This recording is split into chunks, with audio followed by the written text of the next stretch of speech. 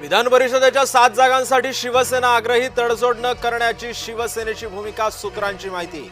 आधीच्या 5 आणि आता नव्या 2 जागांचा प्रस्ताव ठेवल्याची ही माहिती।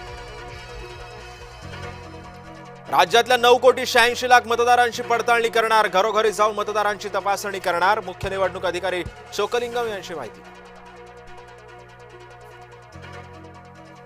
नवी मुंबई महानगरपालिकेने घेतला 10% पाण्याकपातीचा निर्णय, पाणी पुरवठा करणाऱ्या मोरबे धरणामध्ये केवळ 19% उपयुक्त पाणीसाठा शिल्लक।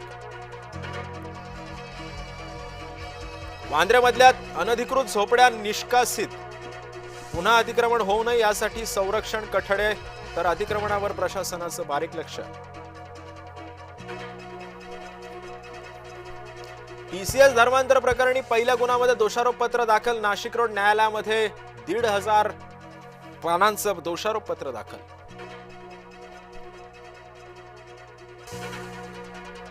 नीट पेपर फुटी प्रकरणामध्ये आणखी एक प्राध्यापिका अटकेत, पुण्यातून प्राध्यापिका मनीषा हवालदार ताब्यात, भौतिकशास्त्राचे पेपर फोडल्याचा त्यांच्यावर होता ठपका। पेट्रोल डिझेलची साठेबाजी करू नका, मुख्यमंत्री फडणवीसांचे जनतेला आवाहन। 15 ऑगस्ट नंतर आम्ही वेळ देणार नाही, तोपर्यंत मराठी यायलाच हवं, परिवहन मंत्री प्रताप सरनाईकांचं वक्तव्य।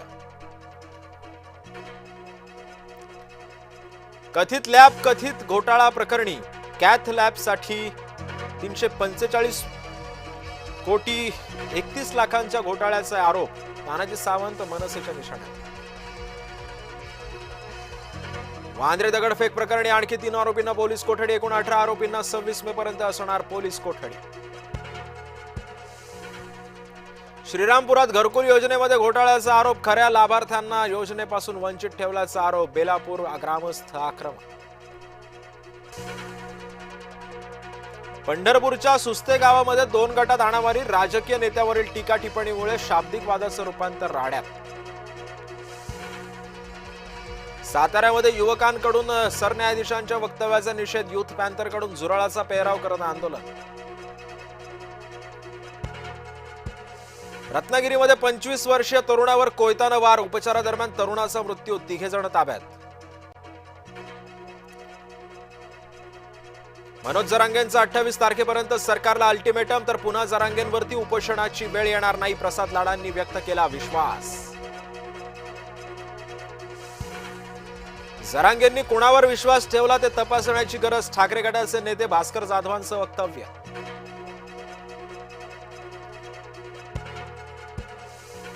उल्हासनगरमध्ये भर चौकात गोळीबार करणारे 2 जण अटकेत। नवी मुंबईमध्ये नाले सफाईची कामं अपूर्ण, महापालिकेवरती ठाकरे गटाचा आरोप, कार्यकर्ते उतरले थेट नाल्यात। नागपुरात 65 वर्षीय महिलेचा गळा चिरून हत्या, कुलूप असलेल्या घरातून दुर्गंधी येत असल्यानं प्रकरण झालं उघड। राज्यामध्ये अनेक ठिकाणी पावसाची हजेरी, कुठे रिमझिम तर कुठे जोरदार पाऊस, नागरिकांची तारांबळ, उकाड्यापासून काहीसा दिलासा।